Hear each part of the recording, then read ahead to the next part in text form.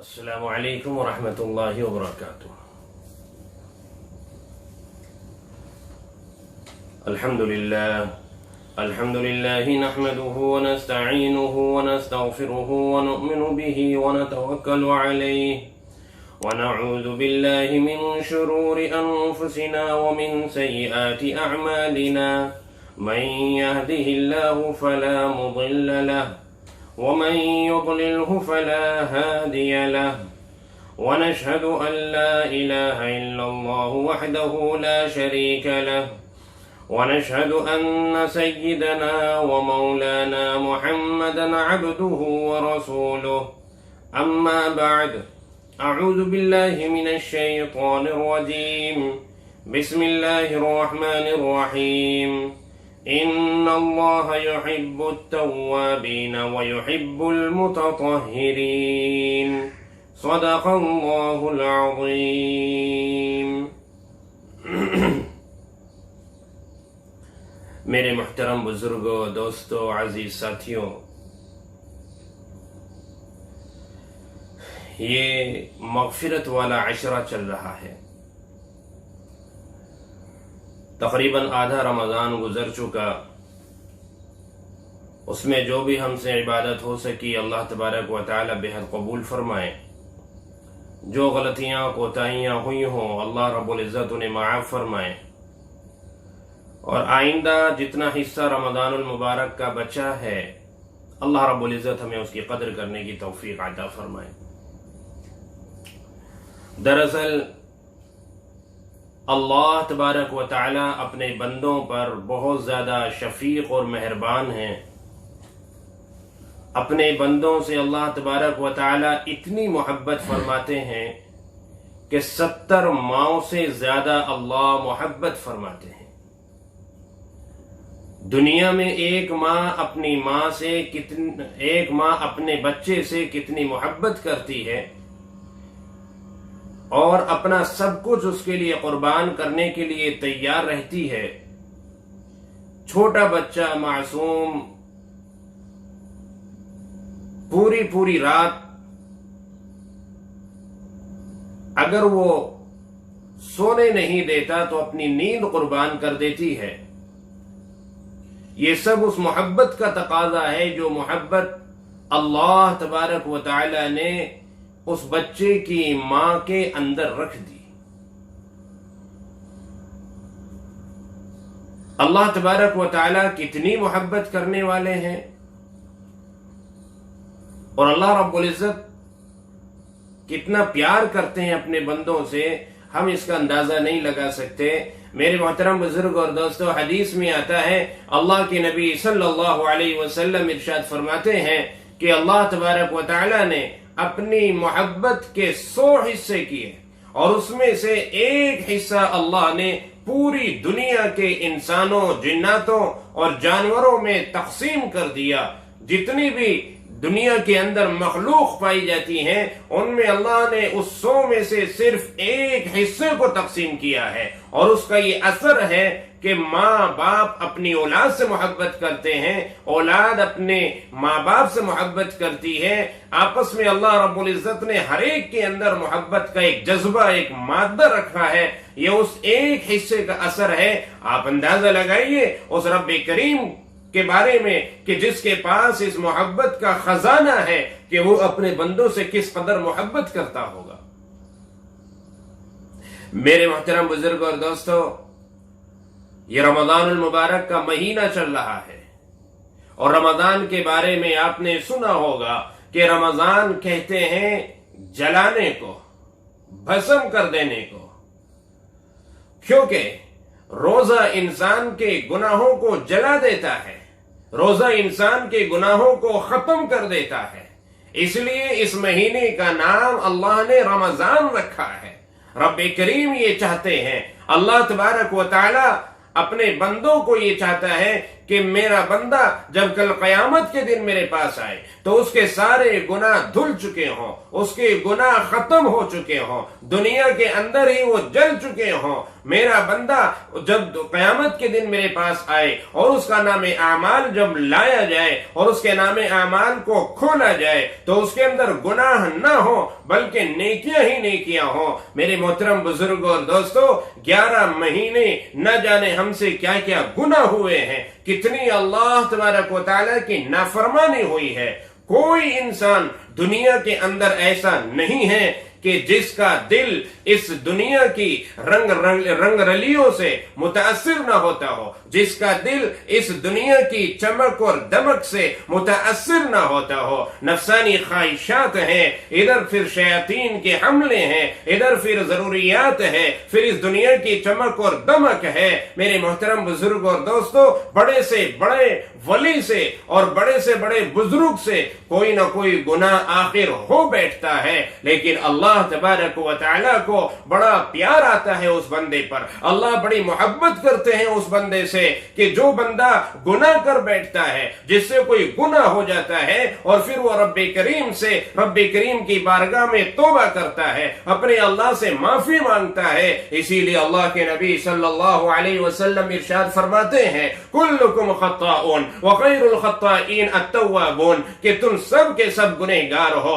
سب سے بہترین گنہگار وہ ہے جو توبہ کرتا ہے، جو اللہ سے معافی مانگتا ہے، جسے احساس ہو جاتا ہے اپنے گناہ کا، جو شرمندہ ہو جاتا ہے اپنے رب کے سامنے، جو اس احساس کی بنا پر، اس احساس کے ہونے کی وجہ سے آنسو بہاتا ہے، اپنے رب کے سامنے گڑ گڑاتا ہے۔ میرے محترم بزرگوں اور دوستو، رب کریم کو سب سے زیادہ محبوب وہ بندہ ہے۔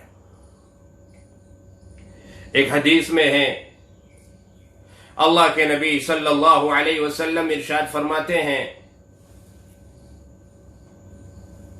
کہ اللہ تبارک و تعالی یوں فرماتے ہیں کہ میرا بندہ جو گناہ کے احساس کی وجہ سے، شرمندگی کی وجہ سے آنسو بہاتا ہے اور روتا ہے میرے سامنے، مجھے اس بندے کا آہ کرنا، اس بندے کا رونا، اس بندے کا گڑ گڑانا تسبیح پڑھنے والوں کی تسبیح کی آواز سے زیادہ محبوب اور پسند ہے۔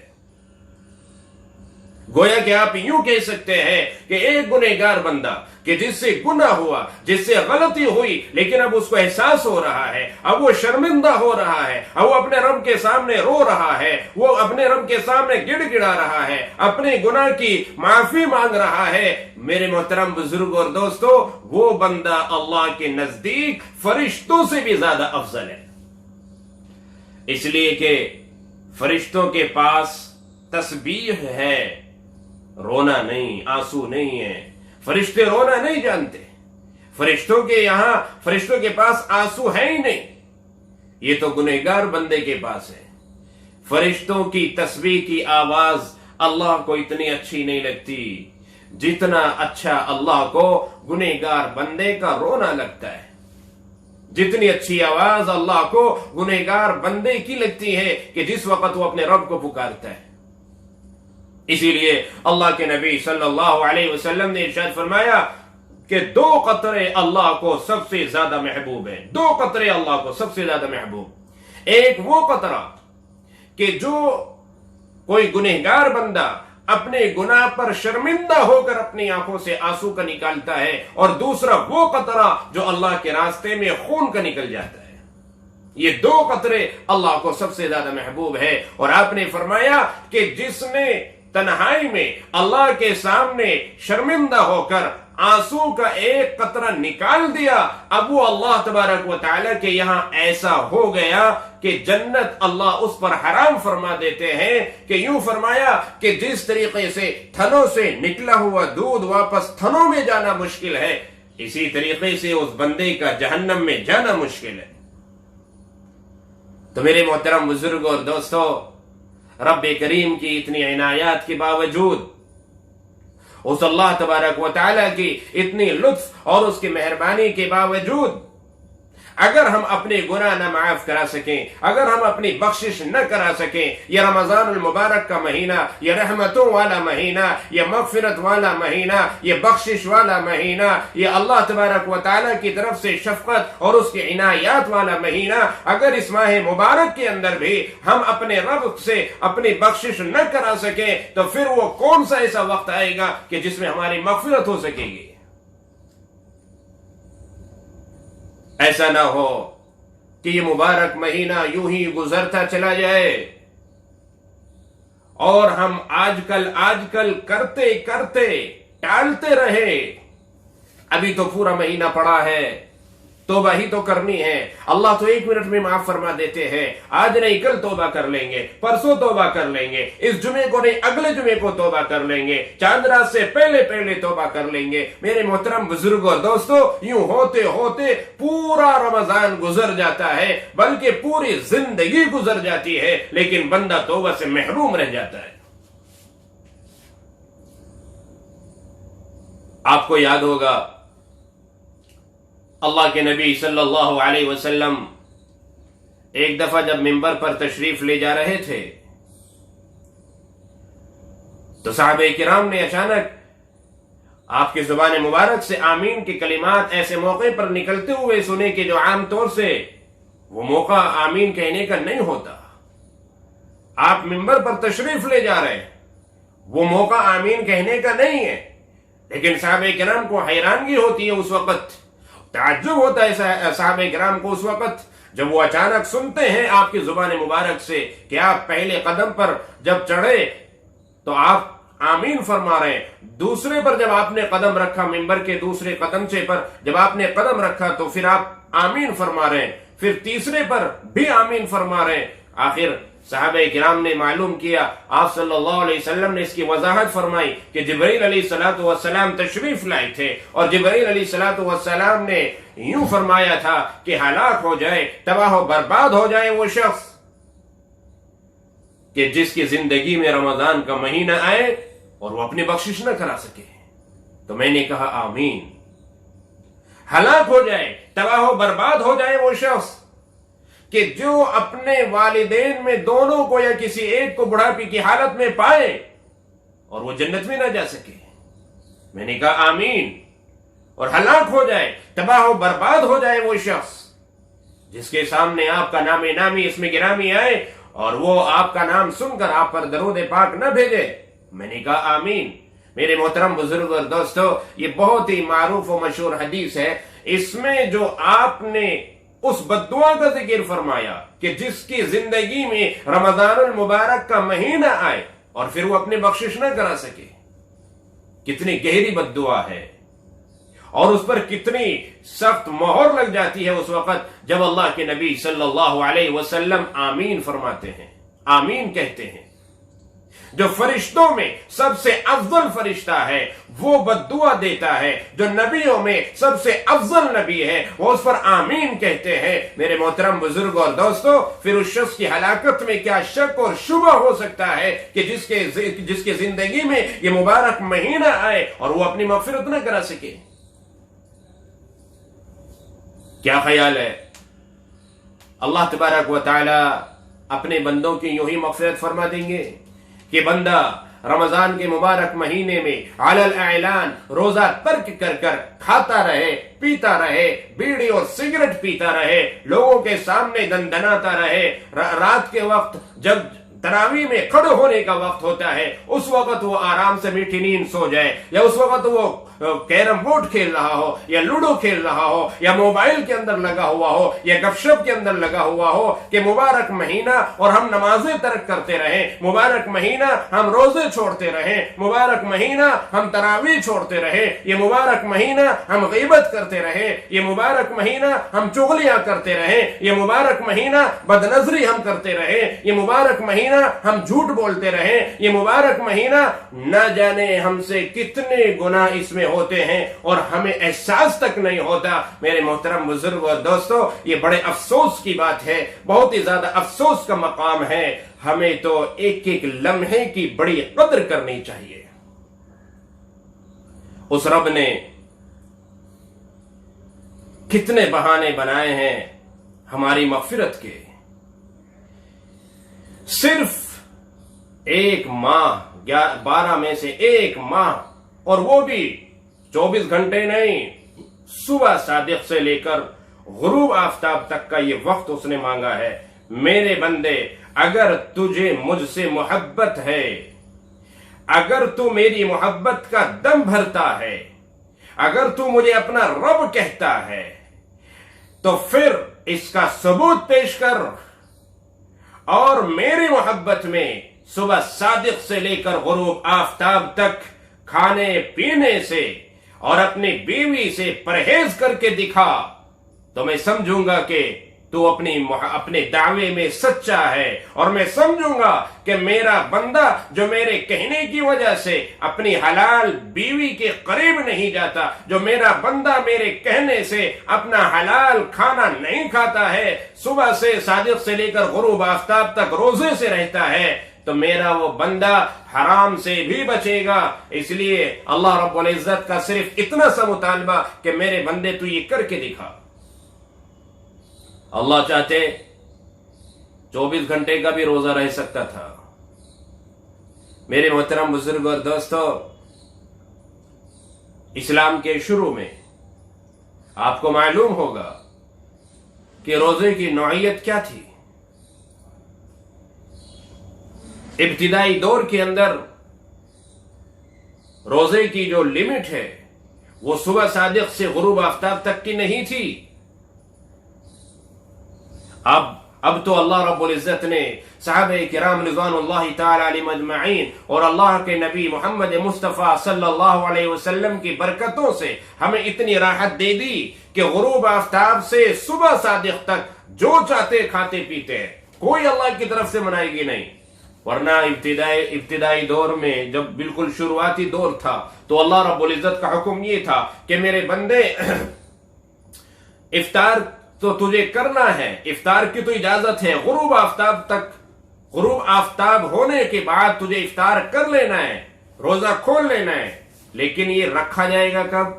اس کے لیے صبح صادق کا انتظار نہیں، بلکہ اللہ کا حکم یہ تھا کہ سونے سے پہلے جو کھانا ہے کھا لو. اگر سو گئے تو سونے کے بعد جب اٹھو گے تو اب اس کے بعد کھانے کی اجازت نہیں.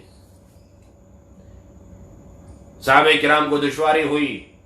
ایک صحابی دن بھر کے تھکے ہوئے، جو باہر سے کام کاج سے فارغ ہو کر، اپنے کھیت اور باغات سے فارغ ہو کر جب آئے، تھکے ہوئے، افطار کا وقت ہے، پورا دن روزے سے تھے، لیکن گھر میں ابھی افطار کا سامان تیار نہیں تھا، کھانا تیار نہیں تھا.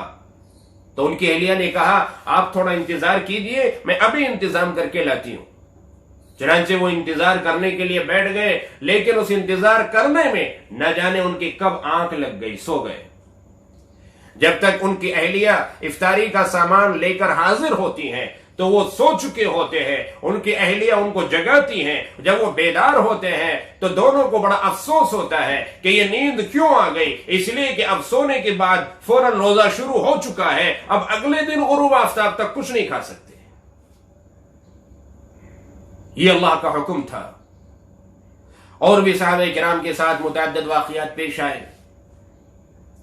بالآخر جب صحابہ کرام آپ صلی اللہ علیہ وسلم کے پاس آئے اور اپنی اس تکلیف کا اظہار کیا تو اللہ کے نبی صلی اللہ علیہ وسلم نے صحابہ کرام سے کہا کہ انتظار کریں، اگر اللہ کی طرف سے اس میں کوئی راحت اور آسانی آئے گی تو میں ضرور تمہیں بتاؤں گا. میرے محترم بزرگ اور دوستو، کچھ ہی دیر کے بعد تھوڑا سا ہی وقفہ گزرا تھا کہ جبرائیل علیہ الصلوۃ والسلام تشریف لے آتے ہیں، اور جبرائیل علیہ الصلوۃ والسلام یہ پیغام سناتے ہیں کہ اب آپ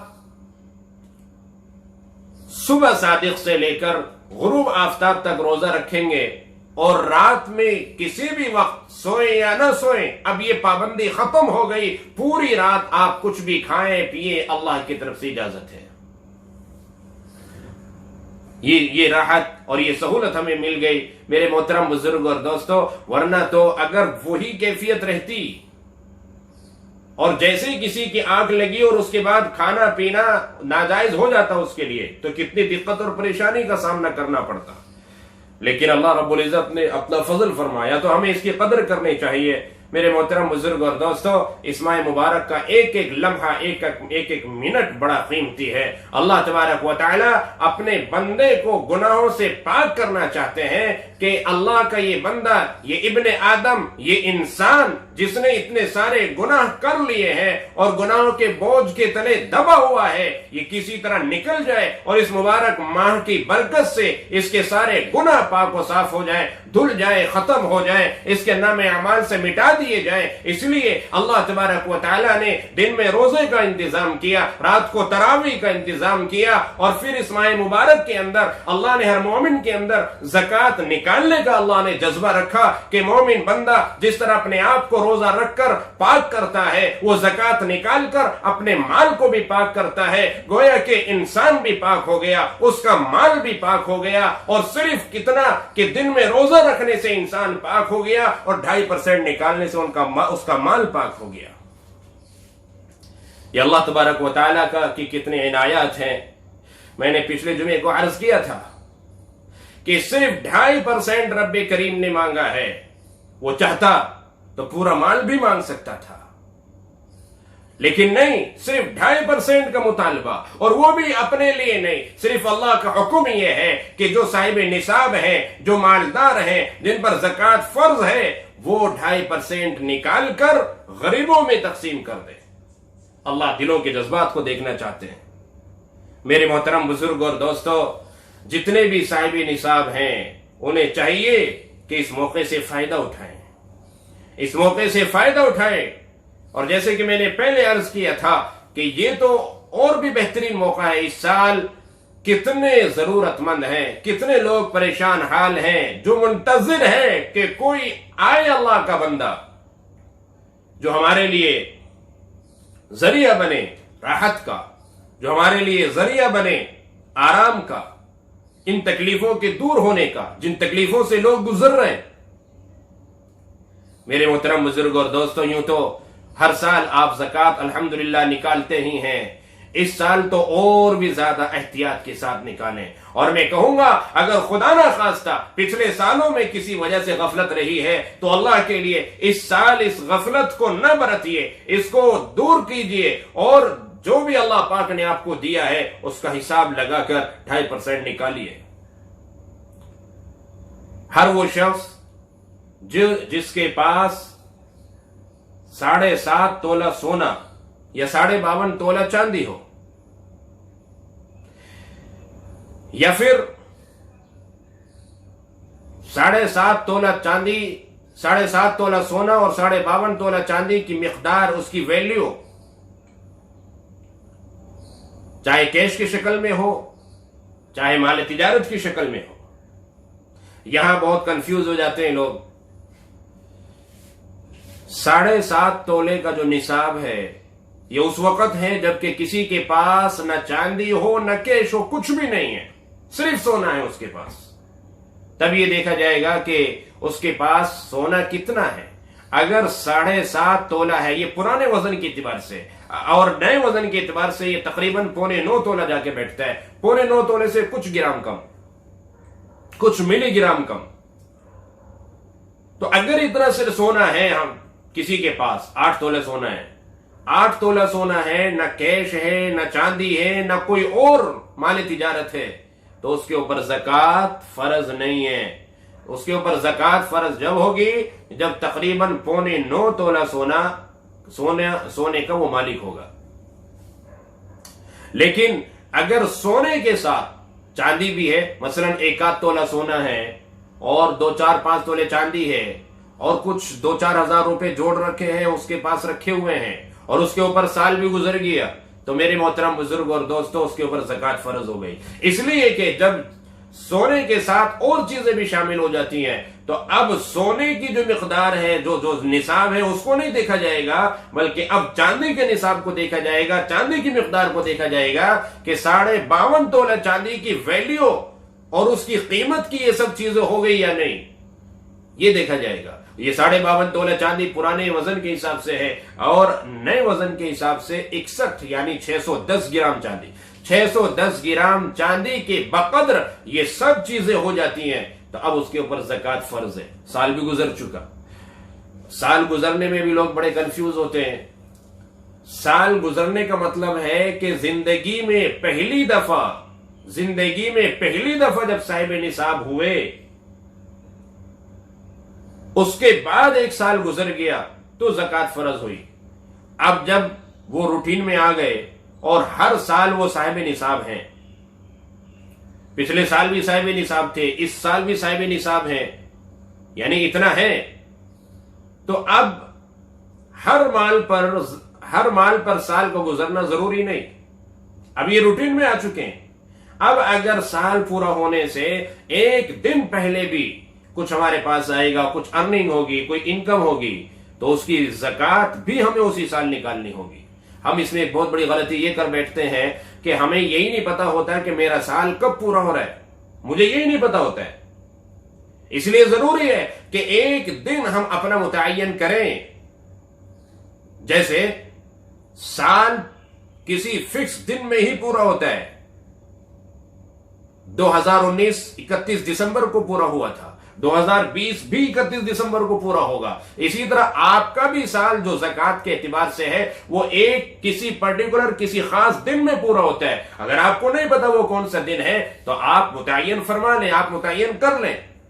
آپ رمضان کی مثال کے طور پر 1 تاریخ متعین کر لیتے ہیں. آپ نے رمضان کی 1 تاریخ، پہلا رمضان آپ نے متعین کر لیا، تو ہر سال آپ پہلے رمضان کو دیکھیں، حساب لگائیں کہ میرے پاس کتنی جویلری ہے، کتنا کیش ہے، کتنا بینک بیلنس ہے، کتنا پارٹیوں کے پاس ہے، کتنا مال تجارت ہے، کتنی پراپرٹیاں ہیں جو مجھے بیچنی ہے، فروخت کرنے کے لیے ہے.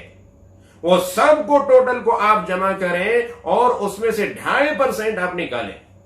اب اس میں 1 رمضان کو جو آپ کا سال پورا ہوتا ہے، اگر 1 دن پہلے بھی آپ کے پاس کچھ آتا ہے تو اس کی زکوٰۃ آپ نکالیں گے اسی سال. آپ یہ نہیں کہیں گے کہ ابھی تو اس کو آئے ہوئے، مثال کے طور پر 1 دن پہلے 50,000 روپے آپ کے پاس آ جاتے ہیں. اب 1 دن پہلے آپ کے پاس 50,000 روپے آئے تو آپ یہ نہیں کہیں گے کہ ابھی تو 1 ہی دن ہوا ہے، سال نہیں گزرا ان کے اوپر. نہیں، اس کی زکوٰۃ آپ اسی وقت نکالیں گے، اسی سال. ایسے ہی آپ کے پاس 10 لاکھ روپے تھے لیکن 1 دن پہلے 5 لاکھ خرچ ہو گئے، تو اب آپ 1 رمضان کو 5 لاکھ کی زکوٰۃ نکالیں گے. اس لیے کہ آپ کا جس دن سال پورا ہو رہا ہے اس دن صرف 5 لاکھ کے آپ کے پاس 1 دن پہلے خرچ ہو گئے وہ. اور اب جو آپ کی ارننگ ہوگی یا آپ کی کوئی انکم ہوگی اگلے دن سے، یعنی کہ 2 رمضان سے، اس کی زکوٰۃ اگلے سال دیکھیں گے. 1 رمضان کو آپ نے حساب کر لیا، آپ کا سال پورا ہو گیا. اب 2 رمضان سے جو بھی آپ کی کوئی آپ کی تنخواہ آئی ہے، آپ کو کوئی اور پروفٹ ہوا ہے، آپ کے پاس کہیں اور سے کچھ آیا ہے، تو اب اس کے بعد 2 رمضان سے جو بھی آ رہا ہے اس کی زکوٰۃ اس سال نہیں اگلے سال. ایک تو میرے محترم بزرگ اور دوستو یہ بہت ضروری ہے کہ ہم اپنا دن متعین کریں، اور دوسرا کام جو ہمارے لیے ضروری ہے وہ یہ ہے کہ ہم زکوٰۃ کن کو دیں. یہ بھی ہماری ذمہ داری ہے کہ ہم اس کو سمجھیں. صرف یہی نہیں ہے کہ کسی بھی طرح ہمیں زکوٰۃ نکال دینی ہے، بانٹ دینی ہے، کوئی بھی آئے اور لے جائے. نہیں، اس کی شرطیں ہیں. اس لیے کہ زکوٰۃ اللہ کی عبادت ہے اور اللہ کی عبادت اسی طریقے سے کی جائے گی جس طرح رب کریم نے کہا. اپنی مرضی سے، اپنی خواہشات کا اتباع کرتے ہوئے اگر ہم کریں گے تو پھر وہ اللہ کی عبادت نہیں، ہمارے نفس کی اتباع اور ہمارے نفس کی عبادت کہلائے گی. اگر ہم اللہ کی عبادت چاہتے ہیں اور اللہ کی اطاعت چاہتے ہیں تو ضروری ہے کہ ہم یہ دیکھیں کہ یہ زکوٰۃ ہمیں کسے دینی ہے.